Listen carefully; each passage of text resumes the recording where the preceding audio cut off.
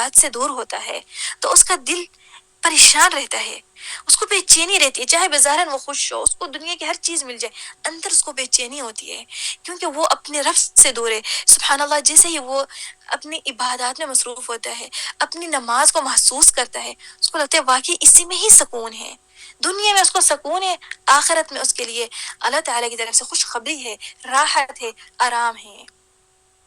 قرآن میں اللہ تعالیٰ فرماتے ہیں قُلْ بِفَضْلِ اللَّهِ وَبِرَحْمَتِهِ فَبِذَلِكَ فَلْيَفْرَحُوا، کہہ دیجئے کہ اللہ کے فضل اور اس کی رحمت پر خوشی مناؤ۔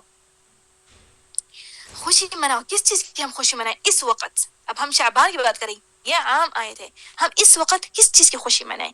ہم اس وقت اس چیز کی خوشی منائیں کہ اللہ تعالی ہمیں رمضان نصیب کرے اور نیک اعمال کرنے کی توفیق دے۔ یعنی اگر ہم دعا ابھی سے مانگتے ہیں، یا اللہ یا کریم ہمیں رمضان نصیب کر دے، اور اللہ تعالیٰ ہمیں رمضان نصیب کر دے، تو اس سے ہمیں خوش ہونا چاہیے۔ قل بفضل اللہ، اللہ تعالیٰ کے فضل سے، وہ برحمت، اللہ تعالیٰ کی رحمت سے ہمیں رمضان نصیب ہوا۔ یا رب، میں اور جو سب سن رہے ہیں اور ان کے والدین، ان کے احباب جتنے بھی ہیں، سب کو اللہ تعالیٰ ہمیں رمضان نصیب کرے، یا رب یا کریم۔ صحابہ کرام رضی اللہ تعالی عنہم رمضان میں جب تہجد کی نماز پڑھتے تھے، سبحان اللہ، وہ ایک آیت میں، ایک اپنی نماز میں نفل میں قرآن ختم کر لیتے تھے یا آدھا قرآن پڑھ لیتے تھے۔ عثمان رضی اللہ تعالی عنہ وہ ایک رکعت میں پورا قرآن پڑھ لیتے تھے۔ کیا وہ فارغ تھے؟ ان کے پاس مصروفیات نہیں تھی؟ یا وہ ہمارے جیسے انسان نہیں تھے؟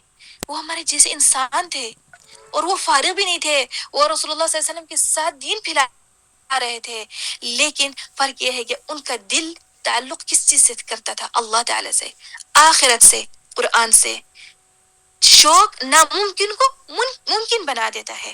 ان کا دل جس چیز سے متعلق تھا، اس چیز نے ان کو پیچھے نہیں ہونے دیا، اس چیز نے رکاوٹ نہیں بنی، اس چیز نے ان کو ہمت دی، اس چیز نے ان کے اندر شوق ڈالا، اور وہ لوگ اپنی اتنی مصروفیت ہونے کے باوجود انہوں نے کیا، فارغ ہونے کی وجہ سے نہیں۔ جو انسان کہے گا کہ میں روزے نہیں رکھ سکتا کیونکہ میں کام ہے، میں تھک جاتا ہوں، پیاس لگ جاتی ہے، بھوک لگ جاتی ہے، کوئی انسان کہے گا کہ میں اندر ہمت نہیں ہے، موسم اچھا نہیں ہے، تو وہ ایسے انتظار کرتا رہے گا، موت آ جائے گی، لیکن وہ دن اس کے لیے نہیں آئے گا۔ وہ دن کیوں نہیں آئے گا؟ کیونکہ پریشانیاں یا جو ہمارے اعذار ہیں وہ کبھی ختم نہیں ہوں گے۔ ایک عذر جائے گا، دوسرا عذر آ جائے گا، لیکن جو لوگ بہانہ کرتے ہیں کہ ہم روزہ نہیں رکھ سکتے، ہماری طبیعت ہے، دیکھیں جو سخت بیمار ہیں، جو نہیں رکھتے، ان سے ہٹ کے کہہ رہی ہوں، جو سفر کی حالت میں، ان سے ہٹ کے کہہ رہی ہوں، جو نارمل بات کر رہی ہوں کہ ہم کمانے جاتے ہیں، ہم روزہ نہیں رکھ سکتے، ہم یہ کر رہے ہیں، ہم روزے نہیں رکھ سکتے، اس میں اللہ تعالیٰ نے آپ کو آپشن نہیں دی کہ آپ روزہ رکھ سکتے ہو تو رکھو، نہیں رکھ سکتے نہیں۔ اس میں حکم دیا کہ روزہ رکھنا ہے، فرض دیا گیا ہے، یہ آپ کے اوپر فرض ہے کہ آپ کسی صورت میں اس کو نہیں چھوڑ سکتے، سوائے دو حالت میں، کہ اگر سخت بیماری ہے یا سفر کی حالت میں ہے، بس۔ تو کوئی لوگ ہیں جو اس مہینے کو باقی اعمال سے چھوڑ دیں، باقی اعمال کو چھوڑ دیں، وہ فرض روزے رکھنے سے بھی پریشان ہوتے ہیں، ان کو فرض روزہ رکھنا بھی مشکل لگتا ہے۔ اس لیے جب ہمارا دل اللہ سے تعلق کرے گا، اللہ سے اور آخرت سے جڑ جائے گا، تو ہمیں یہ روزے کی مشقت نارمل لگے گی۔ اور جو انسان چاہتا ہے کہ اس کا دل متعلق ہو جائے کس چیز سے؟ آخرت سے اور روزہ سے، تو وہ ابھی سے بیان سننا شروع کر دے۔ کس چیز کے بارے میں؟ کہ جو روزہ رکھے گا، اللہ تعالیٰ اس کے لیے جنت میں کیا رکھا ہوا ہے، اس کے بدلے میں اس کو کیا ملے گا۔ جب ایسی چیزیں سنے گا تو اس کو یہ مشقت نارمل لگے گی، فضول لگے گی۔ وہ روزے کے، رمضان کے احکامات سیکھنا شروع کر دے۔ رمضان میں کیا چیز ہوتی ہے، ہمارے جو اسوہ ہیں، جو ہمارے نبی کریم صلی اللہ علیہ وسلم ہمارے قدوہ ہیں، وہ کیسے گزارتے تھے، اس طریقے سے، اس لحاظ سے پھر وہ اپنی آخرت بنا پائے گا، ورنہ وہ اپنے بہانے کرتا رہے گا، اور یہ روزے کبھی اس کو معاف نہیں ہوں گے، کیونکہ جو انسان بیماری کے ہے تو اس کو قضا کرنے پڑ جاتے ہیں، اور وہ معذور ہوتا ہے۔ اور جو اس کا عذر نہیں ہوتا اور وہ روزہ چھوڑ دے، وہ ایک دن اگر روزہ چھوڑ دے بغیر عذر، وہ چاہے پوری زندگی پھر روزہ رکھ لے، اس دن کا قضا کبھی اور کفارہ کبھی نہیں ادا کر سکتا۔ تو اس لیے پلیز جس کو آپ جانتے ہیں اور وہ نماز چھوڑ دے، روزہ روزے چھوڑ دیتے ہیں صرف کمانے کے بہانے کے لیے یا موسم کے بہانے کے لیے، تو ان کو سمجھا دیں کہ یہ بہانہ ان کا قبول نہیں کیا جائے گا۔ صرف اور صرف دو بہانے آپ کے قبول کیے جائیں گے، جو بہت سخت بیماری ہو، یا جیسے بزرگ بہت ہو جاتے ہیں، ان کے عمر اتنی ہو جاتی ہے کہ ان کی صحت ان کا بالکل ساتھ نہیں دیتی، یا جو سفر کی حالت میں ہے، ان سے ہٹ کے کوئی بھی عذر آپ کا قبول نہیں کیا جائے گا۔ اس لیے آپ تصور کریں، جنت کے دروازے کھلے ہیں، فرشتے پکار رہے ہیں، اے نیکی کے طلبگار آگے بڑھو، اللہ تعالیٰ ہر رات لوگوں کو جہنم سے آزاد کر دے گا۔ تو یہ تصور کریں، یہ سوچیں کہ یہ ہمیں نصیب ہو انشاءاللہ یا رب یا کریم۔ تو یہ کیسا شرف ہے، یہ کیسی رحمت ہے، یہ کیسا ہمارا رب ہے کہ ہمارے گناہ کرنے کے باوجود وہ ہمیں ایسی رحمت سے نوازتا ہے۔ رمضان بھوک کا مہینہ نہیں ہے، رمضان لوٹ آنے کا مہینہ ہے۔ کس کی طرف؟ اللہ کی تعالیٰ کی طرف، قرآن کی طرف، سیدھے راستے چلنے کی طرف۔ تو اس لیے آپ اپنے نفس کو آج سے اور ابھی سے پوچھنا شروع کر دیں کہ وہ کیا چاہتی ہے نفس، آخرت کہ دنیا؟ ایک گناہوں سے تھکے ہوئے انسان، اے اپنی ذات سے پریشان انسان، اے نئی شروعات کی خواہش رکھنے والے انسان، رمضان آ رہا ہے۔ رمضان آپ سے کہتا ہے ابھی شروع کرو، دروازہ کھلا ہے، رحمت تمہارے انتظار میں ہے۔ تصور کریں، آسمان رحمت سے سجا ہوا ہے، جنت کے دروازے کھلے ہوئے ہیں، جہنم کے دروازے بند ہیں، شیطان قید میں ہے، اور اللہ تعالیٰ اپنے بندوں کو کیا پکار رہے ہے؟ اے نیکی چاہنے والو آگے بڑھو، اور برائی چاہنے والو رک جاؤ۔ یہ کس کا ہے؟ یہ اللہ تعالیٰ کا فرمان ہے۔ تو آپ تصور کریں، یہ کون سا موسم ہے، کیسی عزت ہے، یہ کیسی مہربانی ہے ہمارے رب کی اپنے عباد پر، اپنی مخلوق پر۔ یہ عام مہینہ نہیں ہے، یہ صرف 30 دن نہیں جو آئے اور گزر گئے۔ قرآن میں اللہ تعالیٰ فرماتے ہیں ایام معدودات، یہ چند دن ہیں، چند دن ہیں، گزر جائیں گے، بھاگتے ہوئے گزر جائیں گے۔ قریب آ جاؤ، واپس لوٹ آ جاؤ۔ رمضان دلوں کو صاف کرتا ہے، دلوں کو پاک کرتا ہے، زنجیروں کو توڑ دیتا ہے، آپ کو اپنے اصل مقصد میں مصروف کر دیتا ہے۔ اصل مقصد کیا ہے؟ جنت اور آخرت کی تیاری کرنے کے لیے۔ اس لیے کوئی لوگ رمضان کا استقبال کس چیز سے کرتے ہیں؟ ہم نے کیا پکانا ہے، ہم نے کیا افطاری تیاری کرنی ہے، ہم نے کیا پہننا ہے، ہم نے عید کی تیاری اس میں کرنا ہے۔ آپ اپنے نفس سے پوچھیں کہ آپ نے رمضان کا استقبال کیسے کرنا ہے؟ ایک عام مہمان کی طرح، یا زندگی بدل دینے والی موقع کی طرح، یا اپنی زندگی کا آخری رمضان کی طرح؟ کیونکہ دیکھیں، اگر آپ کے پاس کوئی مہمان آ رہا ہو، آپ اس کے آنے کے لیے انتظام کریں گی، اس کے آنے کے بعد تو نہیں ہوگا نا۔ ابھی مہمان آپ کے آنے والے ہیں، تو آپ اس سے پہلے اپنے گھر کی صفائیاں کریں گی، ان کے کھانے پینے کا انتظام کریں گی، اپنا اچھا لباس پہنیں گی، خوشبو لگائیں گی، اپنا ایک اچھا انتظام کریں گی۔ تو اسی طریقے سے ہمارا کون مہمان آ رہا ہے؟ رمضان آ رہا ہے۔ تو رمضان آنے کے لیے ہمیں کیا تیاری کرنی ہے؟ شعبان میں نیک اعمال سے کرنی چاہیے۔ تو رمضان جو ہمارا مہمان آنے والا ہے، اس کا استقبال کرنے کے لیے شعبان میں آپ نے سب سے پہلے اپنا دل کو صاف کرنا ہے، اور اس کے لیے ہمیں 3 اعمال ضروری ہیں۔ یعنی رمضان کے استقبال کے لیے ہمیں 3 اعمال سب سے ٹاپ ہیں جو ہمیں کرنے ہیں۔ باقی تو ہیں جیسے تلاوت قرآن وغیرہ، سب ہم نے اعمال کرنا ہے، لیکن اہم 3 پہ ہم نے کیا فوکس کرنا ہے؟ سب سے پہلے التوبہ النصوح، یعنی وہ توبہ کرنی ہے جو میں نے اللہ تعالیٰ کے سامنے وعد اور عہد کرنا ہے، یا اللہ میں اپنے گناہ سے جو توبہ کر رہی ہوں اس پر واپس میں نہیں آؤں گی۔ یا اللہ میں جو توبہ کر رہی ہوں اپنے دل اور زبان سے کرنی، صرف زبان سے میں توبہ نہیں کر رہی، یا اللہ میں دل سے کر رہی ہوں کہ میں ندامت کر رہی ہوں۔ آپ اپنے ذہن میں اپنے رکھیں جو آپ کے گناہ، میں نمازوں کی تاخیر نہیں کروں گی، میں قرآن کی کثرت تلاوت کروں گی، میں اپنے حجاب کی پابند بن جاؤں گی۔ جو بھی آپ کے پاس، آپ کے سامنے آپ کے گناہ آپ کے ذہن میں حاضر ہوتے ہیں، اس سے آپ نے سچی توبہ کرنی ہے۔ التوبہ النصوح، تاکہ آپ کے اعمال جو رمضان میں ہوں گے آپ کے اوپر ہلکے ہوں، آپ کے اوپر وزنی یا بھاری فرض سمجھ کے نہ ہوں، محبت اور لذت والے ہوں۔ دوسرا عمل النیہ، آپ نے جب تک اپنی نیت کو تازہ نہیں کرنی، اپنی نیت کو اللہ تعالی کی خاطر نہیں کرنی، خالص نہیں کرنی، تو آپ کو ایسے لگا کہ آپ صرف اور صرف دنیا میں جو چل رہا ہے، جو آپ نے بچپن سے سیکھا، اس پر عمل کر رہی ہیں۔ آپ نے نیت نہیں کی کہ میں کیوں کر رہی ہوں، نیت کس چیز کی کرنی ہے؟ ایمانا و احتسابا، ایمان، میں ایمان رکھتی ہوں کہ یہ روزے اور یہ رمضان اللہ تعالی نے ہم پر فرض کیا ہے، میں اس پر ایمان لاتی ہوں، اور اس لیے میں روزہ رکھتی ہوں کہ میرے پر فرض ہے۔ ایمان یعنی میں اس چیز پر گواہی دے کر، ایمان رکھ کر میں یہ کر رہی ہوں رمضان میں جو عبادات ہیں، وہ احتسابا، کہ میں اس کا ثواب کا اللہ تعالی سے امید بھی رکھتی ہوں کہ میں جو کر رہی ہوں انشاءاللہ اللہ تعالیٰ مجھے اس کا ثواب دے گا۔ تیسری کس چیز پہ آپ نے فوکس کرنا ہے کہ آپ سوشل میڈیا سے دور ہونا ہے، کیونکہ انسان کو سب سے زیادہ جو چیز ہے جو اس کی اعمال میں رکاوٹ بنتی ہے یا اس کو اس کے اعمال سے دور کرتی ہے، وہ ہے سوشل میڈیا۔ موبائل پہ وہ جب بیٹھ جاتا ہے 5 منٹ کے لیے، 10 منٹ کے لیے، آدھے گھنٹے کے لیے، اس کو پتہ ہی نہیں چلتا اس کا آدھا دن گزر جاتا ہے، اس کو پتہ نہیں چلتا اس کے گھنٹوں سے گھنٹے گزر جاتے ہیں۔ تو اس چیز سے اپنے آپ کو دور کر دے، کیونکہ یہ فرصت جو ہے پورے سال میں ایک دفعہ آتی ہے۔ ان سے پوچھیں جو اس دنیا سے جا چکے ہیں، ان سے پوچھیں جو چاہ رہے ہیں کہ اس وقت واپس آ جائیں اس دنیا میں، تاکہ وہ لوگ اس قیمتی مہینے کو پا سکیں، اس مہینے کو واپس جی سکیں، کیونکہ ان کو نظر آ چکا ہے کہ یہ کتنا قیمتی ہے۔ کیوں رسول اللہ صلی اللہ علیہ وسلم نے بد دعا دی ان لوگوں کو جو لوگ رمضان پائے ان کی مغفرت نہ ہو؟ 3 دفعہ بد دعا دی کہ وہ بد نصیب ہیں، ان کو 3 دفعہ رسول صلی اللہ علیہ وسلم نے بد دعا دی، کیونکہ یہ اتنا قیمتی ہے کہ ہمارے لیے ایک ایک منٹ، ایک ایک سیکنڈ اہم ہے۔ تو سوشل میڈیا کو اپنے آپ سے دور کرنا ہے اور سباق کرنا ہے۔ کس چیز کے لیے سباق کرنا ہے؟ یعنی ریس لگانی ہے۔ کس چیز کے ریس لگانی ہے؟ آخرت کی تیاری کے لیے تیاری کرنی ہے۔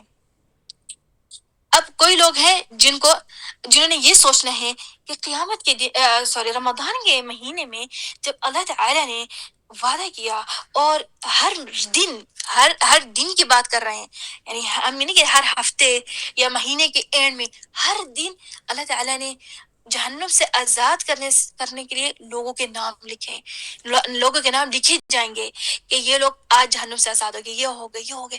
تو انسان کے دل میں سوچ آئے گی، اپنے نفس سے پوچھے گا کیا میرا بھی نام ان میں سے ہے؟ کیا میں بھی ان لوگوں میں سے شامل ہوں جن کو اللہ تعالی نے چنا آج کے دن میں؟ وہ ہوگا جس نے طاعت میں گزاری، جس میں تمنا اور خواہش میں نہیں۔ میں تمنا کرتی ہوں اللہ تعالیٰ مجھے نا ان کے ناموں میں سے کر دے، لیکن میں عبادات میں وہی دلچسپی نہیں رکھ رہی، میں اپنی دنیا میں مصروف ہوں۔ ہم نہیں کہتے دنیا کو چھوڑ دو، ہم نہیں کہتے دنیا کو ختم کر دو، وَلَا تَنْسَ نَصِيبَكَ مِنَ الدُّنْيَا، دنیا کے نصیب اپنا حصہ نہیں بھولو۔ لیکن یہ جو آپ کا آ رہا ہے، یہ آپ کی فرصت ہے پورے سال میں ایک دفعہ، اس کو اپنے غنیمت سمجھنی ہے۔ کام بھی پھر ہوتے رہتے ہیں، سب کچھ دوبارہ مل جاتا ہے، لیکن یہ ٹائم جو آپ کے ہاتھ سے نکل گیا دوبارہ نہیں ملے گا۔ ہمیں نہیں پتا تعالیٰ ہمیں اگلا رمضان نصیب کرتا ہے تو آپ اس کو آخری رمضان سے جیئیں، آخری رمضان۔ وفی ذلک فلیتنافس المتنافسون، متنافسون یعنی ایک دوسرے سے جو ریس لگاتے ہیں کہ میں اس سے بڑھ کے کر لوں، میں اس سے بڑھ کے پڑھ لوں، میں اس سے بڑھ کے ہمت کر لوں، ان میں سے رہیں، ان میں سے بنیں۔ 30 دن ہیں، ایام معدودات گزر جائیں گے۔ اللہ تعالی سے دعا مانگے، اللہم یا مقلب القلوب ثبت قلبی علی دینک، ہمیشہ دعا مانگے کہ اللہ تعالیٰ میری جو دل ہے اپنے دین پر ثابت رکھ، یا اللہ میرے جو دل ہے طاعت پر ثابت رکھ، یا اللہ مجھے رمضان نصیب کر یا رب یا کریم، کیونکہ رمضان نصیب ہونا بہت بڑی عظیم نعمت ہے۔ اچھا، اب ہم اللہ تعالیٰ سے توبہ سب کچھ کر رہے ہیں، لیکن سوال یہ آتا ہے جس رب سے ہم دعا مانگ رہے ہیں، جس رب سے ہم امیدیں رکھ رہے ہیں، اس رب کو ہم جانتے ہیں، اس رب کو ہم پہچانتے ہیں۔ ہم جس چیز کو جانیں گے پہچانیں گے نا، اس کے ساتھ ہماری محبت بڑھ جائے گی، اور جب محبت ہوگی ہم خوشی سے اس کی اطاعت بھی کریں گے۔ ہم رمضان صرف اعمال سے نہیں دیکھتے، بلکہ ہم اس بات سے بھی دیکھتے ہیں کہ ہم کس سے عبادت کر رہے ہیں، کیونکہ عبادت بغیر معرفت صرف محنت ہے، آپ محنت کر رہی ہیں، لیکن عبادت معرفت کے ساتھ محبت اور شوق ہے۔ تو محبت اور شوق سے جب ہم اللہ تعالیٰ کے قریب ہوتے ہیں تو ہمیں کیا ہوگا؟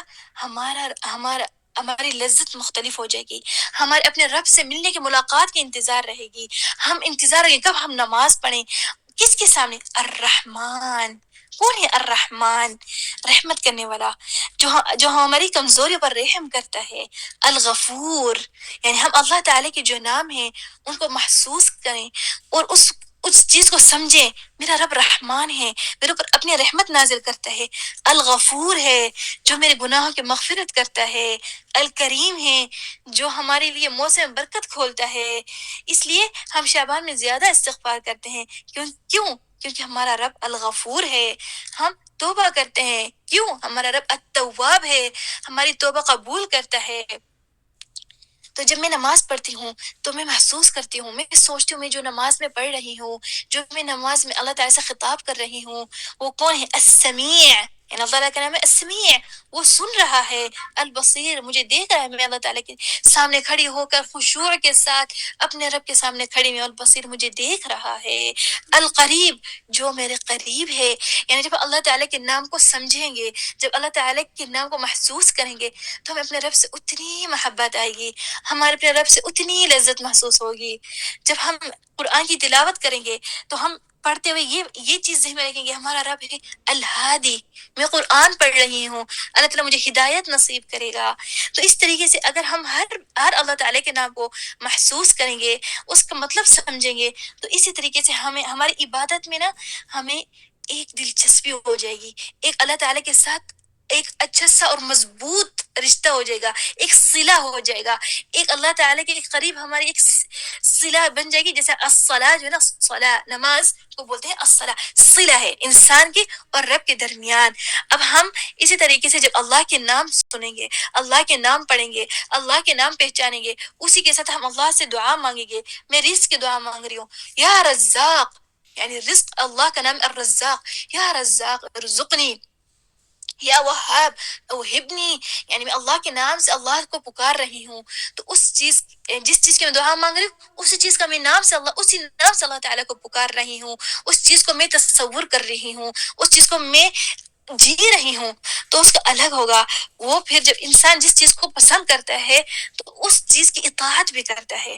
تو اللہ تعالیٰ ہمیں اس چیز کو توفیق بھی دے کہ ہم اس چیز کو محسوس بھی کریں اور اس چیز کو جیے بھی صحیح. تو انشاءاللہ ہم رمضان کے مہینے کے بعد باذن اللہ اسماء اللہ الحسنی کو تفصیل سے جانیں گے اور ایک خوبصورت سفر شروع کریں گے. ہر نام کو سمجھیں گے، سیکھیں گے کس طرح عبادت اور دعا کرتے اللہ تعالیٰ کی معرفت کے ساتھ بحول من اللہ. کیونکہ جو انسان اللہ کی معرفت کرتا ہے، اللہ کو جانتا ہے، تو اس کی عبادت زندہ ہوتی ہے، اس کا دل زندہ ہوتا ہے اور اس کا تعلق اللہ سے بہت مضبوط ہو جاتا ہے. پھر اس کو دنیا میں بالکل دلچسپی ہی نہیں رہتی، اس کو بس اس کی زبان اس کے اللہ کے ذکر میں مصروف رہتی ہے. اس کو جب بھی ہو اس کا اپنا محبوب کون ہے؟ اللہ ہے، کیونکہ وہ جان چکا ہے کون ہے اللہ، کون ہے میرا رب. اس کے لیے وہ اپنی نفس کو، اپنی سب چیز کو اپنے قربان کر دیتا ہے. تو اس لیے اللہ تعالی ہم سب کو ان میں سے بنائے. اللہم اجعلنا ممن یستمعون القول فیتبعون احسنہ. یا اللہ جو کچھ آج ہم نے سنا اس سے ہمارے لیے حجت بنا، ہمارے خلاف حجت نہ بنا. تو میری وصیت آپ لوگوں کے لیے آج سے اور ابھی سے، اس وقت سے اللہ تعالی سے دعا مانگے کہ نماز کی پابندی کرنی اور آپ نے اس پر قائم رہنا ہے. نماز کی پابندی کرنی ہے باذن اللہ، روزہ رکھنا ہے رمضان کا، اور ابھی شعبان میں تطوع رکھنا ہے باذن اللہ. عبادات میں کثرت کرنی ہے. اگر گر گئی تو اٹھ جانا، اگر کمزور پڑ گئی تو اللہ کو پکارنا، اور کبھی یہ نہ کہنا میں بدل نہیں سکتی. کیونکہ جب نیت اور جب ہمت خالص ہوتی ہے اور جب نیت دل سے ہوتی ہے، توفیق اللہ تعالی سے آتی ہے، تبدیل بھی اللہ تعالی سے آتی ہے. اللہ نے آپ کے اندر سچائی دیکھنی ہے. تو آج ہمارا یہ بیان یہاں ختم ہوتا ہے. اب ہم مل کر اللہ تعالی کے سامنے مل کر دعا مانگتے ہیں. اللهم صل على محمد وعلى ال محمد كما صليت على ابراهيم وعلى ال ابراهيم انك حميد مجيد. اللهم بارك على محمد وعلى ال محمد كما باركت على ابراهيم وعلى ال ابراهيم انك حميد مجيد.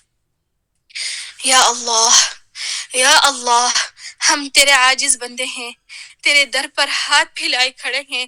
یا اللہ، تو غفور ہے، تو رحیم ہے، تو کریم ہے، تو ستار ہے. یا اللہ، ہمارے ظاہر و باطن کے تمام گناہوں کو معاف فرما دے. یا اللہ جو گناہ ہم نے جان بوجھ کر کیے، جو انجانے میں ہوئے، جو چھپ کر کیے، جو سب کے سامنے ہوئے، یا اللہ سب کو اپنی رحمت سے مٹا دے۔ یا اللہ ہمیں ماہ شعبان کی برکتوں سے مالا مال فرما، اس مہینوں کو ہمارے لیے توبہ، اصلاح اور تیاری کا مہینہ بنا دے۔ یا اللہ ہمارے دلوں کو قرآن کی محبت سے بھر دے، ہمیں نماز کا شوق عطا فرما، ہمیں ذکر کی لذت نصیب فرما، ہمیں اپنے قرب کی پیاس عطا فرما۔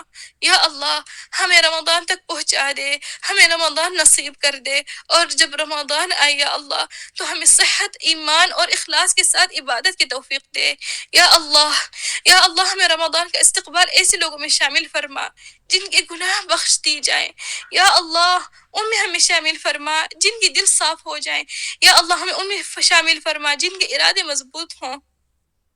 یا اللہ ہمیں رمضان میں روزے رکھنے والوں میں شامل فرما، راتوں کو قیام کرنے والوں میں شامل فرما، قرآن سے محبت کرنے والوں میں فرما، اور جہنم سے آزاد ہونے والوں میں سے شامل فرما۔ یا رب یا کریم یا رحمان، یا اللہ ہماری زبانوں کو جھوٹ سے بچا، ہماری آنکھوں کو حرام سے بچا، ہمارے کانوں کو غلط سے سننے سے بچا، اور ہمارے دلوں کو حسد اور کینہ اور بغض سے بچا۔ یا رب یا کریم پاک فرما۔ یا رب یا اللہ ہمیں اپنے اسماء الحسنى کی پہچان عطا فرما، ہمیں یا اللہ یا رب الکریم ہمیں اسماء اللہ الحسنى پر عمل کرنے کی عطا فرما، اس کی عبادت ہمیں محسوس ہو یا رب یا کریم۔ یا اللہ یا رحمان یا رحیم، ہم سب آپ کے سامنے گڑ گڑا کر دعا کرتے ہیں۔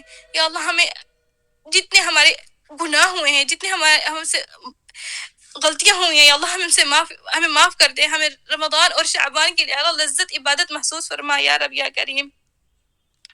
یا اللہ ہمارے بچوں کو نیک صالح بنا، یا اللہ ہمارے مریضوں کو شفا عطا فرما۔